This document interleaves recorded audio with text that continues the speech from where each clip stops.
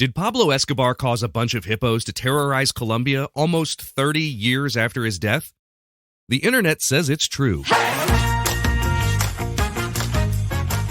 Welcome to The Internet Says It's True. This is a show where every week we learn something that maybe sounds made up but is really true. Part of the WCBE podcast experience. My name is Michael Kent. Welcome back. Let's learn something new. Coming up later in the show, we'll be talking with comedian and political commentator John Fugelsang, host of the John Fugelsang podcast and Tell Me Everything on SiriusXM. If you're a Patreon listener, you may have noticed that episodes are now available 1 week early for those folks. So you get to hear next week's episode now, which features celebrity guest Hal Sparks. You can listen to that right now. It's up on the website. All you have to do is go to patreon.com/Michael Kent to listen to that episode and to see the full video of my time with Hal. You can do that every week. Once again, to get access, that's patreon.com/Michael Kent. You can do that for as little as $1 a month. Hey, Michael, it's Mitch from Dublin, Ohio. Hey, I recently read about Colombia's cocaine hippos. I think you should check that out and do an episode on that one. Thanks. Immediately, when I heard this, I got really excited for a story about cocaine-fueled hippos. That's not what this is. This is a story about hippos that have a nickname, cocaine hippos, because, well, everything about the Pablo Escobar story has to do with cocaine. For this one, we've got to travel to the Magdalena River Basin in the heart of Colombia. There's a spot about 3 hours' drive from the city of Medellin, known as Hacienda Nápoles. These days, there's a small water park and zoo, but if you look around, you'll see the foundations of demolished buildings. Those buildings in the small town of Puerto Triunfo, demolished almost 30 years ago, used to be the grand palace of the famed Colombian cocaine kingpin, Pablo Escobar. At the height of his operation, Pablo Escobar had everything. His net worth was $30 billion, equivalent to around twice that in today's money. He was the world's richest man in 1989, and his cocaine cartel was earning him $420 million a week at its peak. He owned 141 houses, 142 airplanes, 20 helicopters, 32 yachts, and to this day, he's sort of seen as both a villain and a hero. The reason that he leaves a complicated legacy is that to many people, he ran a drug cartel that devastated several nations in their effort to combat drug crime and the crimes associated with it. He supplied 85% of the cocaine that the world was consuming. His reign killed over 4,000 civilians, 1,000 police officers, 200 judges, and included unspeakable violence, including the purposeful bombing of Avianca Flight 203, which killed over 100 innocent people. I really want to make sure I'm not making light of the horrible effects of Escobar and the Medellin drug cartel. The reason that he's seen as a hero in Colombia, specifically to poorer members of society, is that when you're that powerful in an impoverished area that's riddled with corruption, you're the one supplying the money, houses, and jobs to the community. For people who were in Medellin in the 80s and 90s, they remember a Pablo Escobar that provided the community with thousands of houses, a city sanitation system, parks, soccer fields, schools, cars, and buses. Due to the fact that he had so much money, his riches truly did trickle down to the economy of Medellin. That's why, in addition to a water park and zoo, the tourist attraction at Hacienda Nápoles includes a Pablo Escobar museum. It showcases some of the vehicles, cars, and airplanes that he owned, as well as some of the burned ruins of his house. People revere him and wonder at the memory of his legacy, even though Escobar was a man that caused severe pain and anguish throughout Colombia, Mexico, and the United States. A man like Escobar could have whatever he wanted, and at one point in the late 1970s, what he wanted were 4 hippos. Let's talk about hippos for a minute. Hippos have a formidable reputation. Across Africa, they kill around 500 people every year. There's only one part of the world where the hippopotamus lives in its natural habitat: sub-Saharan Africa. It's up there with the elephant and the rhinoceros as one of the top 3 largest land animals, weighing in at over 3,000 pounds fully grown. Despite their giant size, they can run up to 30 miles an hour on land and are one of the deadliest land animals. Back in their home region of Africa, hippos kill 500 people a year. They don't have too many predators in the animal kingdom, and they're constantly facing threats from humans, including poachers and the effects of the war in the Congo. This has given the African hippopotamus a vulnerable status from the International Union for the Conservation of Nature. And because they are so freaking rare, you can't just buy hippos because you want to see them roaming around your house. That is, unless your name is Pablo Escobar and you're the richest drug trafficker in history. We'll have more after a quick break from some sponsors. I have a special announcement for all my female listeners. Are you a woman podcaster looking to take your show to the next level? If the answer is yes, then you need to come to She Podcasts Live this October. You'll be able to learn from some of the best female podcasters in the world and get insider tips on how to make your podcast even better. Whether you're a beginner or a pro, this event is for you. Not only will you be able to learn tons of new information, but you'll also be able to network with other amazing podcasters. This is a great opportunity for anyone who wants to take their podcasting skills to the next level. Additionally, She Podcasts Live is committed to bringing a diverse and inclusive lineup, and their team works very hard to make sure those chosen are 50% women of color, LGBTQIA+, or both. They also highlight industry experts and leaders in the space, so attendees are exposed to the women at the top. Register now. You don't want to miss this event in DC. Go to shepodcastslive.com and enter promo code TISIT, TISIT, to get $50 off your registration. I've been traveling again lately, and that means I've been wearing my Scotty vest jacket, which is awesome for anyone who sort of lives life on the go like I do. It's been awesome for traveling around because it's got tons of pockets for all my gadgets, my phone, my glasses, my wallet, my charging cord, you name it. It's a clothing company I believe in, and I'm confident they've got an article of clothing that you'll love. The best thing you can do is take a look at all the awesome pocket-packed clothing on their website. To get 15% off your order, visit the link in the show notes. There was a time that humans used 100% organic products as healing balms and moisturizers for their skin. Well, I've partnered with an awesome company that wants to get back to those times. Fatco sells organic and responsibly made tallow-based skincare products. For centuries, humans used tallow in skin moisturizers and healing balms, but unfortunately, the topical application of these fats seemed to stop around the same time that animal fats stopped being considered part of a healthy diet. A lot of modern skincare products do more harm than good by stripping your skin of its natural oils. Let's change that. You can try them out now at fatco.com and get 15% off your order by using my promo code INTERNET. Go to theinternetsaysitstrue.com/deals for the link. Let's get back to the show. It started with just 4 hippos. He had a dream of having the biggest private zoo in the world, so Pablo Escobar illegally smuggled 3 females and 1 male hippopotamus from Africa to his ranch at Hacienda Nápoles. This initial bloat of hippos was allowed to graze on his Puerto Triunfo property. He showed them off to friends and was proud of the hippos. I mentioned a little bit earlier about how influential and powerful Pablo Escobar was. It was because of his influence and political connections that when he was arrested for a 5-year prison term in 1991, he was allowed to build his own self-built prison, La Catedral, which was basically just another home. And even then, he couldn't stand to be in prison and escaped from the home. 2 years later, Pablo Escobar was found and killed in a shootout with the National Police of Colombia. At this point, the government of Colombia seized and/or destroyed a lot of Escobar's property. The planes, the cars, the houses. But when it came to the hippos, they simply didn't have any way of handling them. The hippos roamed free and couldn't be rounded up. They were left on his Hacienda Nápoles estate. These days, if you visit Hacienda Nápoles, you'll drive through a big white gate with an airplane on top of it. It's a replica of the airplane Escobar used to smuggle his first shipments of cocaine. There are water park slides, a small zoo, and a couple small museums and attractions.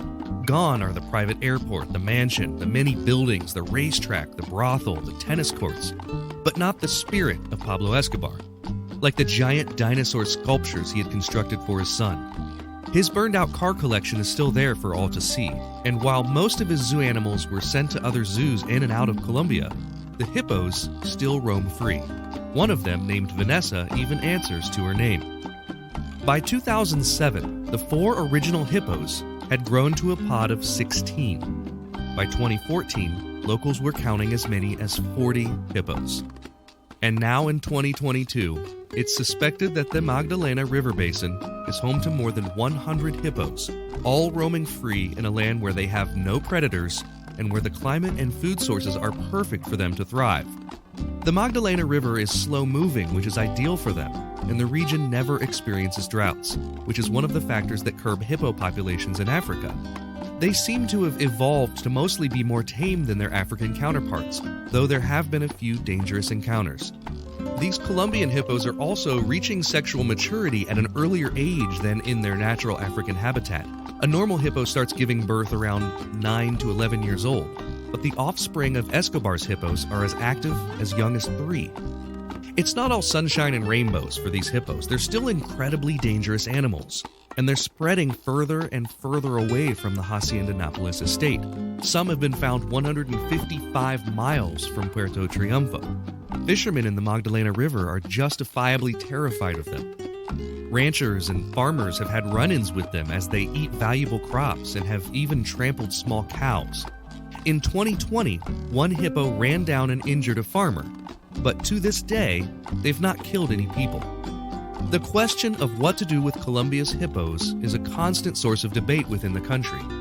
When authorities killed one of the hippos in 2009, the public became upset.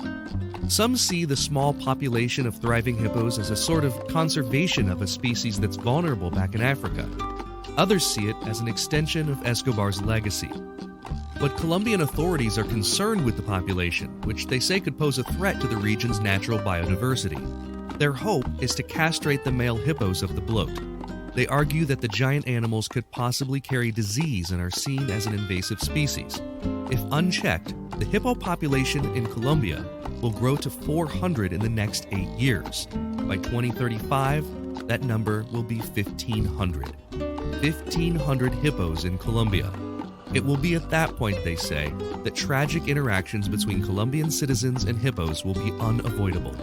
In 2021, an American court determined that Colombian hippos could be given legal status as people, but this obviously has zero bearing on what happens in Colombia. As of right now, no definite plan has been agreed upon, and no one is quite sure what to do with Colombia's cocaine hippos. So they remain, wandering the Magdalena River Basin and reminding everyone of the infamous drug kingpin who introduced them.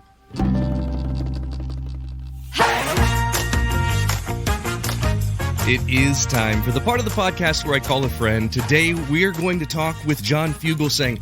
John is a comedian and political commentator. You can hear him as the host of the John Fugelsang podcast and on Tell Me Everything, Monday through Friday on Sirius XM. John Fugelsang, it's so good to see you again. Nice to see you, Michael. Thanks for having me. I had you on my Joke Story Trick Show, which was like a web show that I did last year. It was a lot of fun. You told a story, but I believe you told your David Duke story from the Bill Maher show. I have looked all over for this footage, and I can't find that episode anywhere because it was back in like 99 or something.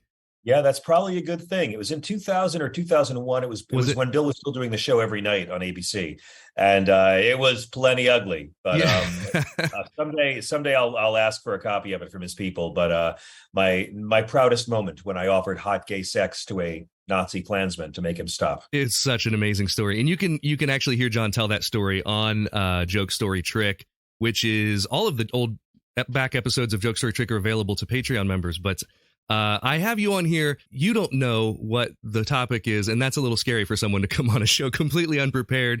But that's the way it is for everyone. That's like what we try to do is just the topic of my podcast. The theme is these are things that sound fake but are absolutely true. And every week I cover one of those topics. And so this week it's about, I'm going to ask you this first question, and it might be a story that you're very familiar with. It might be something you've never heard of before, but we're going to play for a joke. So for the first question, if you get it right, I have to tell you a joke. And if you get it wrong, you'll tell me one. Oh, Sound I had good? No idea. I would have listened to my Blue Collar Comedy Tour tapes and had some jokes. Go ahead. I did not prepare a joke. That's why I have a whole bunch of old joke books on the shelf behind me, because if you do get this question right, I'm going to have you tell me a page and we're just going to pick a random joke, assuming that it's not racist, sexist, misogynist, one of these. Now I'm completely terrified. Great. I didn't mean to bring you on and terrify you, John. Here is the question. Colombia is facing a strange problem as a result of Pablo Escobar's reign as a cocaine kingpin almost 30 years ago. Which one of these is that problem? Is it A, a herd of over 100 hippos wreaking havoc on the local population? B, a riverbed leaching cocaine into the water supply of nearby towns? Or C, cocaine is still being found hidden inside of used cars 30 years later? That would be C. Cocaine is still being found inside of used cars. You said that like you were so sure.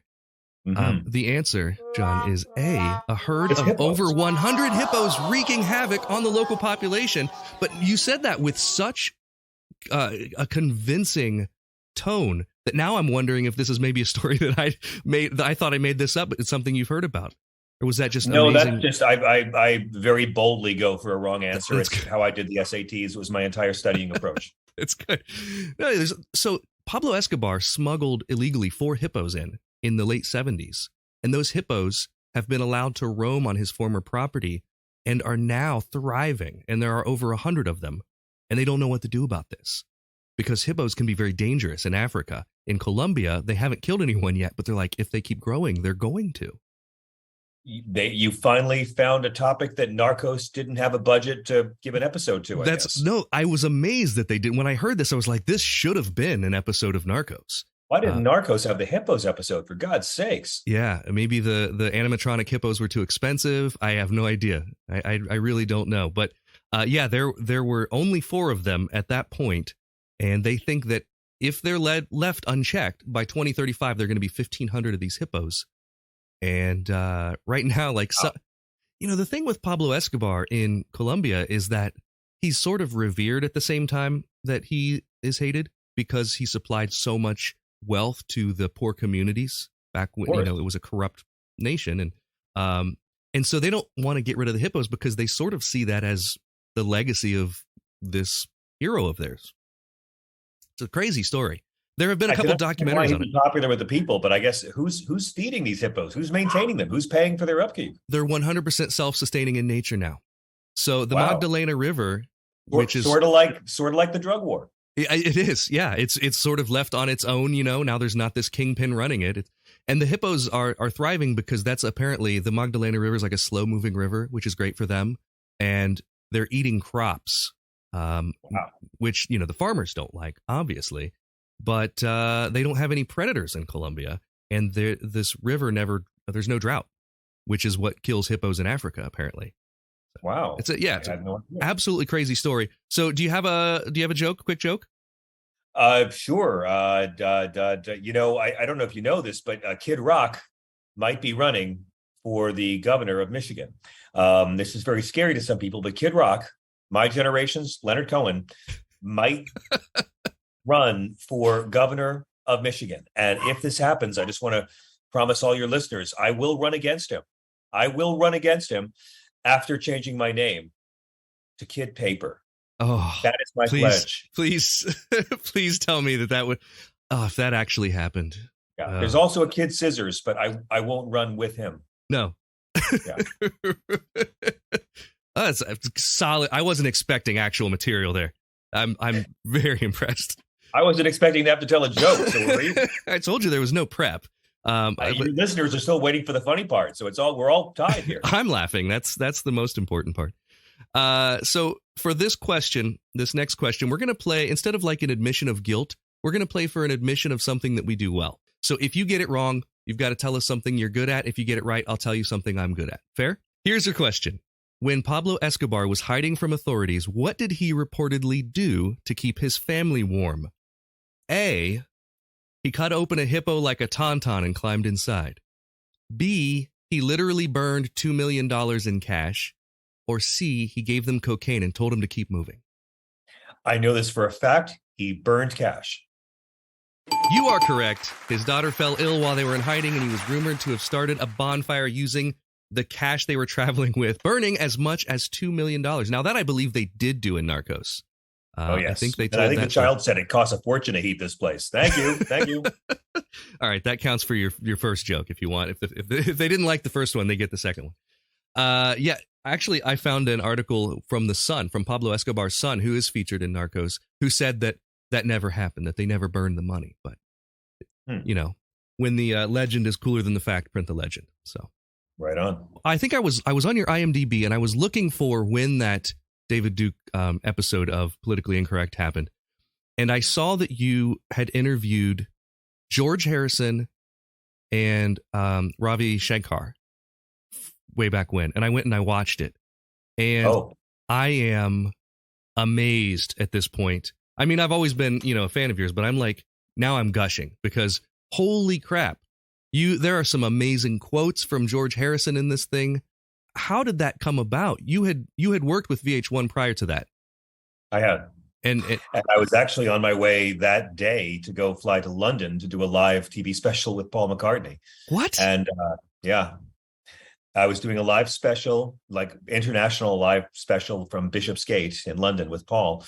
And they called me up and said, hey, we're going to need you to leave a day later because we need you in New York. And I'm like, oh, damn it. Why? I've never been to London. They said, well, we need you here with George Harrison and Ravi Shankar. And I mean, I love all four Beatles. I don't think you can really truly be a Beatles fan without being deep into their solo careers. And George had meant a lot to me. My parents were ex-Catholic clergy. And so like George, I had grown up quite Catholic. And like George, I had tried to deepen my spiritual world beyond that. And he was a big figure to me spiritually and creatively and musically.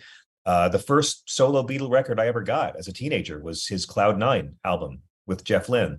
That's what kind of got me into him in the first place. Before I knew My Sweet Lord, I knew Got My Mind Set on You. I was kind of a late bloomer. Yeah. And so he came in with Ravi, and it's a long, long story. They were only supposed to be there for about 10 minutes. We were going to get our sound bite and let him go. And in the beginning, there was nobody there. It was very empty. And I knew if I talked about the Beatles, he'd get up and leave. He didn't like doing that. So I talked about God and the soul and what happens when you die and meditation. And he must have liked the fact that I was the worst interviewer of all time because he hung in there, and he eventually stayed for 4 hours. I gave him a guitar that belonged to the girlfriend of one of our crew members, and he played 4 songs. Oh my God. Robbie had a sitar. We were not planning on live music, but they played, and he played 4 things he had never played live before, and he hadn't toured in America since the 70s. Wow. In over 20 years. So by the time it was over, the room was filled. The editor of Billboard was there, and Rick Rubin was there. Tom Petty's daughter was there because she was our intern at the time, and she's gone on to be a great figure in the music industry in her own right, Adria Petty. Yeah. And George's son Donnie was there. And, they put it out as a special, a 30-minute special that nobody watched. And the whole time I was talking to him, they kept saying in my ear, stop talking about God and death, talk about John Lennon. But I knew he wouldn't want to do that. So a couple of years, right after this, George was diagnosed and he got sick. And I was up in Montreal at the Comedy Festival, and they called me and said, we want to recut this thing.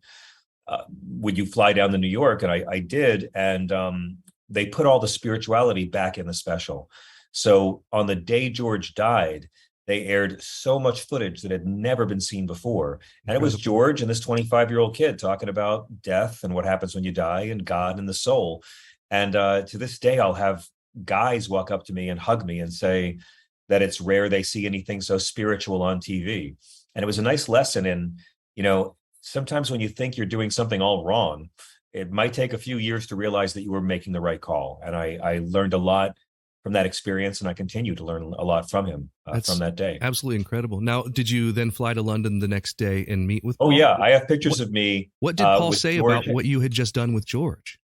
Oh, well, we went straight from the studio to the airport, and I got on the red eye. I have a picture of me and my uncle in Ipswich the next morning, and I'm wearing the same clothes I'm wearing with George in the studio pictures. It was disgusting. Paul's people thought, Paul just said, oh, he'll talk to you, but he won't talk to me. Oh, and wow. they thought that was kind of funny, and his people were kind of shocked that George would play 4 songs with me and do all that, because their relationship was what it was. They loved each other very much, but it didn't always go that smoothly. Wow. That's an incredible story behind the story. I appreciate that you sharing that with us. By the way, I just saw Paul close his tour the other night here in Jersey, and he turns 80 today, the day we're taping this. Today's his 80th birthday. Wow. And this was 2 nights ago, and it's one of the best shows I ever saw him give. He was amazing. Now, on your most recent podcast, you talked about this fact that it's kind of amazing. The band he's playing with now is the longest band that he's had, the longest group that he's had together by far. In his career. By far. People forget the Beatles only toured with Ringo for 4 years. Yeah. I mean, Ringo joined the band in 62 and they stopped touring in 66. And Wings famously had a constantly evolving lineup. Paul and Linda were the only constants. Paul began touring as a solo artist in 89, and he's had this band since 2001, 2002. And 20 years, by far, the longest touring ensemble he's ever held together. So they're great. Springsteen came out and played with them at the show the other night for a couple of songs. And he's 80, and I think he's going to keep on doing it for years to come. He's so solid. He doesn't sound or look 80 at all. Well, being a very healthy vegetarian billionaire can do wonders for your abilities, I think. Right. I got to try it. Right. So for question 3, we're playing for a coveted sticker. It's an internet says it's true sticker. It's a low budget show. Which one of these was not an official nickname for Pablo Escobar? So I'm going to list 3. One of them was not an actual nickname. A, El Patron, B, Robin Hood, or C, Don Jr. Well, Robin Hood, El Patron, I'm sure they called him that. Robin Hood being in English makes me think maybe not, although maybe the CIA called him that. Don Jr. seems so weird that I'm going to go with that one. The answer is Don Jr.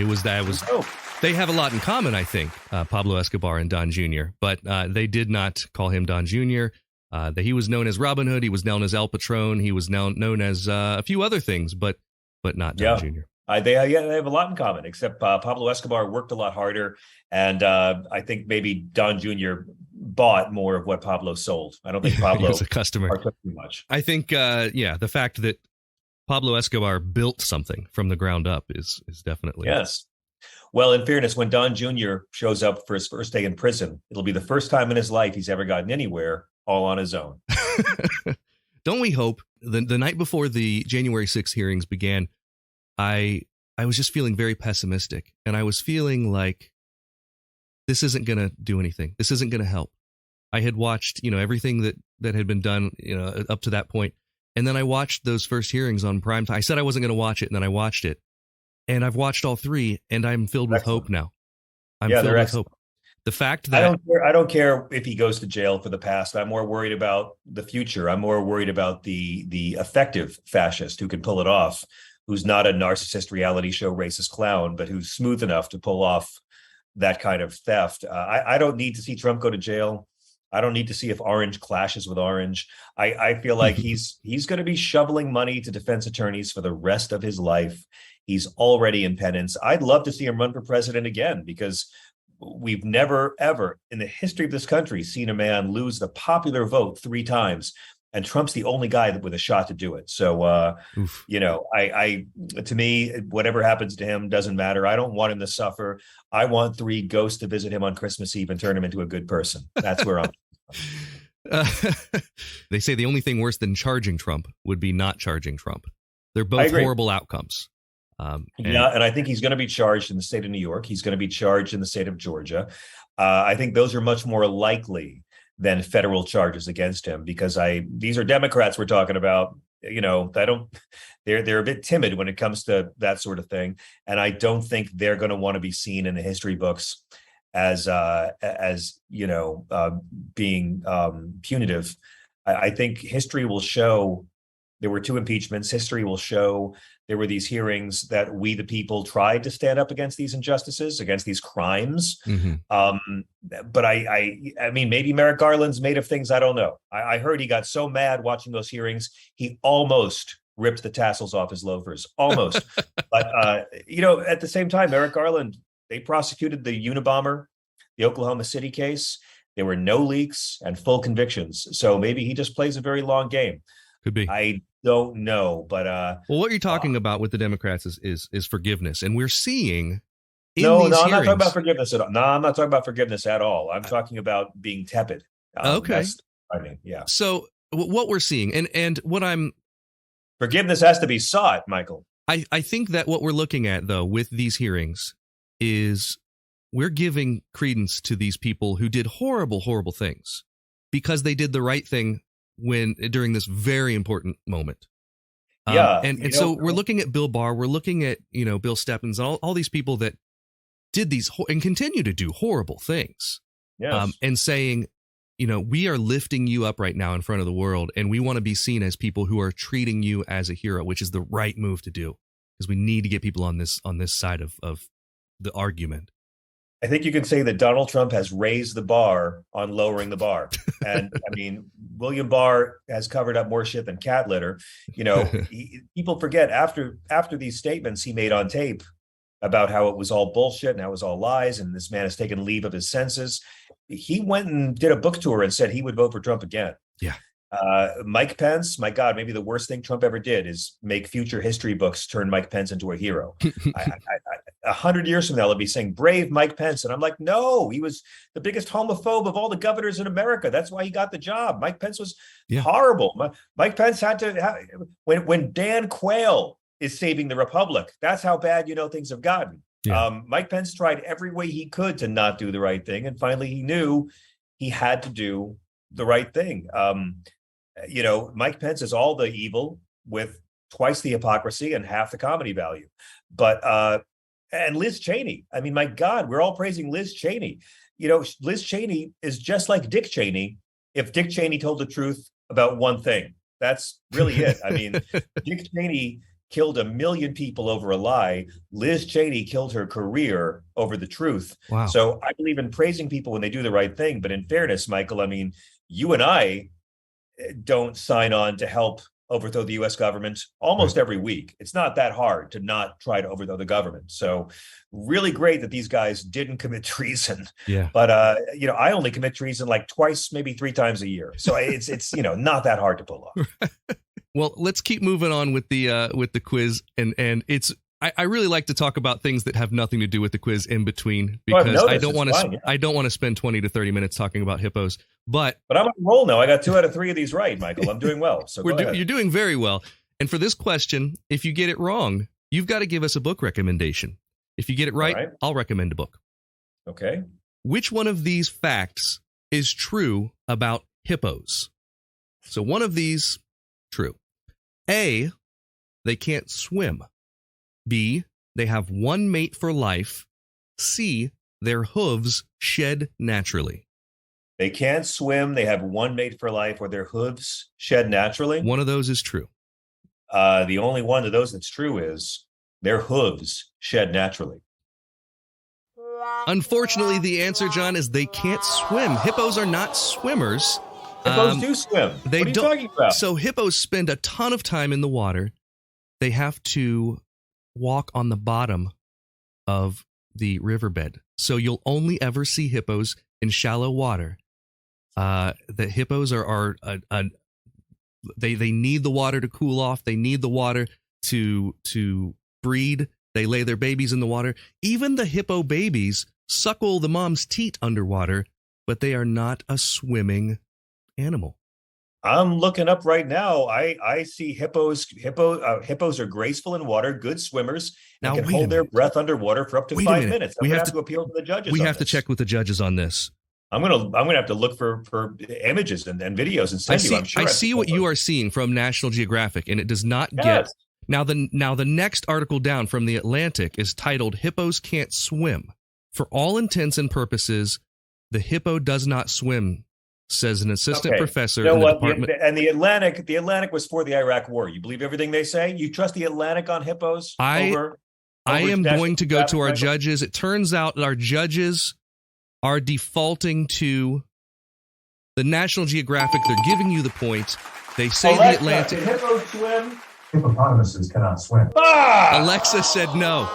I can't. There's no higher authority in my world than Alexa. Well, you know what? Now I see it both ways. Now that I say this, I did watch a fair amount of hippo documentary before writing this episode, and I did see hippos swimming through water, but just like down to get to the bottom and then back up. I think that counts as swimming, Michael. I think what it is a definition of what is swimming, and if you can move through the water, I think that's a swim. I'm not saying they can do the English Channel, sir, but my God, I've seen hippos swim in documentaries myself. And I am inclined to give the debate. Henry, hang on, I got a 10-year-old. Okay. Henry, come here. I'm going to have to go to my other judge. Henry, this is a great judge. Can hippos swim? My 10-year-old says they can swim, so that beats Tell Alexa. Henry to ask Alexa.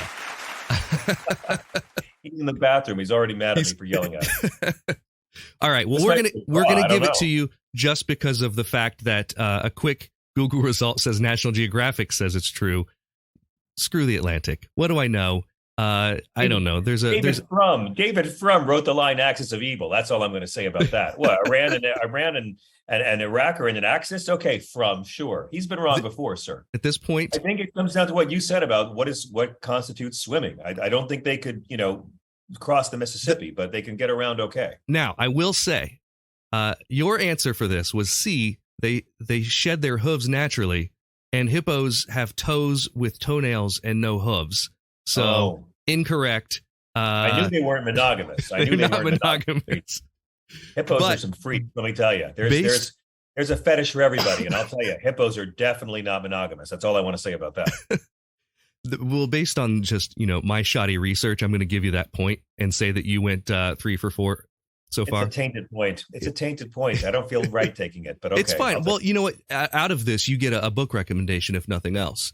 And there's something that I just picked up that was recommended to me by a local historian. It's a weird book, but it has something to do with our conversation with January 6th. This is about when Harry Truman was leaving office. The book is called Harry Truman's Excellent Adventure, the true story of a great American road trip. So rather than kick and fight and scream and say that he still is the president, he said, "See you guys, I'm going on a road trip. No Secret Service, no nothing." He put his wife in a car, and they just went on the longest road trip ever, seeing all these sights, just the two of them. The former president, the man who had just left office, drove around America with his wife. And so the author of this book, I'm really excited to get into it. The author of this book replicated the road trip and talked about all the places that Harry Truman went. Wow. So really excited. It's a short book, but I just picked it up and pretty excited to get into that. I'm glad he and Bess got to have that time together. Yeah. After you've authorized the use of nukes on civilian populations, you got to do something to appreciate the nature. And so I'm glad Harry was able to have that time for himself.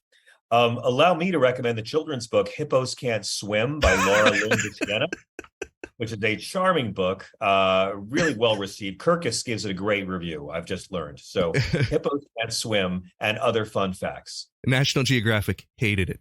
It got 0 stars from National Geographic. Well, you've done very well. Question 5. This one's for all the marbles. If you get this wrong, I'm banning you from the podcast. You'll never be asked on again.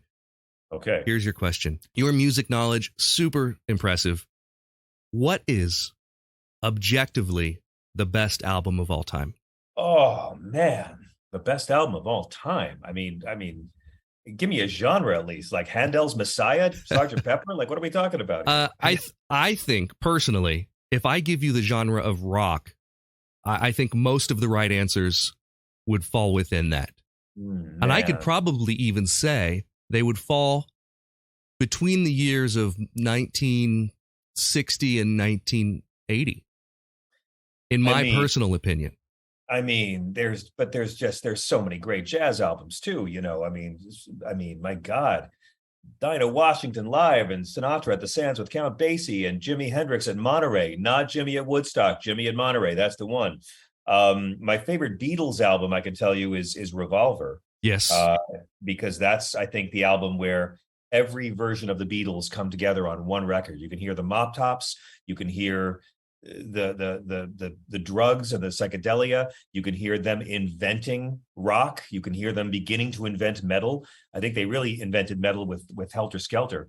You can hear the love songs, the ballads, the psychedelia, George with spirituality, George writing just really good pop songs, Paul writing the most perfect love song ever, with Here, There, and Everywhere, John writing the best love song ever with In My Life. I would have to say, it's hard to pick the greatest album of all time, but the greatest Beatles album is very much Revolver. And is the Beatles the greatest band of all time? Yes. So then that answers the question. Yeah. Oh, yeah. I don't know the greatest American band of all time. This is the debate we always have on my show, is what is the greatest American rock band? That's a tricky one. You realize how far behind England we are. Yeah. Its top 5 bands are all British or Irish. But I mean, some would say the Beach Boys studio, but the Beach Boys live kind of brings that down. I would say Velvet Underground, but that makes people think I'm trying to sell them drugs all the time. Best American band is a trickier question. Yeah, I would say, best. Yeah, and the Beach Boys, throughout the Beach Boys, even, there's so much change there. If you're talking Pet Sounds. It's Brian Wilson Beach Boys, and there's Like Love Beach Boys. You know what I'm saying? Right. They're very different bands. Absolutely. One's a cover act. Well, what would get your vote for the greatest album of all time? Blonde on Blonde. Yeah, I mean, it's up there. I've seen Bob Dylan live over 60 times. Wow. And I can't even begin to say my favorite album. I can say my favorite songs on every album. Blonde on Blonde was the first Dylan album that my wife liked. Okay. That's how powerful that was. I think that, I have criteria, I think, when I'm thinking about favorite albums, and A is like listenability. How much can I listen to it without getting sick of it? And that one, it never gets old for me. Pet Sounds is a great album. It's in like top 5, but I can get sick of it if I there's times when I just want to skip past it and listen to something else. I agree. But I think it has to do with the nostalgia in the lyrics of Blonde on Blonde, and I can tell you places I've been when I've been listening to those songs. Yep. And not everything does that for me. The thing about Blonde on Blonde also, it is the nostalgia, but it still sounds cutting edge. Yeah. The fact they recorded it in Nashville is all the more remarkable because it still sounds like cutting edge rock as we know it being invented. Like, to go on that tour with the Hawks as they became the band, get booed and called Judas, then to release Like a Rolling Stone, and then to just throw everything at the wall creatively. The box set for that album is astonishing, by the way, from the bootleg series for Blonde on Blonde. And that thin, wild Mercury sound is what Bob called it, they were trying to get. That was the first Bob Dylan album I ever bought myself, and I got it on cassette when I was a teenager. Nice. And it still blows my mind. Do you still have it on cassette? Yes, I do. I still saved a few cassettes, and that's one of them. I have a few, and I don't currently have a working cassette player, but I would love to have the Magnavox boombox that I had when I was a kid. I should look on eBay for this, because you can get them. They're all over the place. I'm trying to get my mom's boombox fixed. That, how they, like, people love vinyl, audiophiles, that's a constant debate. There is something about the cassette sound, and I'm never going to argue that it's better. It's not better, but there's something about that sound, and it's probably nostalgia, that Thurston you just Moore can't. From Sonic Youth said he listens to everything on cassettes. That's his favorite way of listening to music. So I get that. Yeah, but it's probably nostalgia based, right? He probably says that because that was maybe the most formative medium in his career at that time. Some guys just hate the convenience of random access. You want to fast forward and rewind to get to the song you want. Yeah.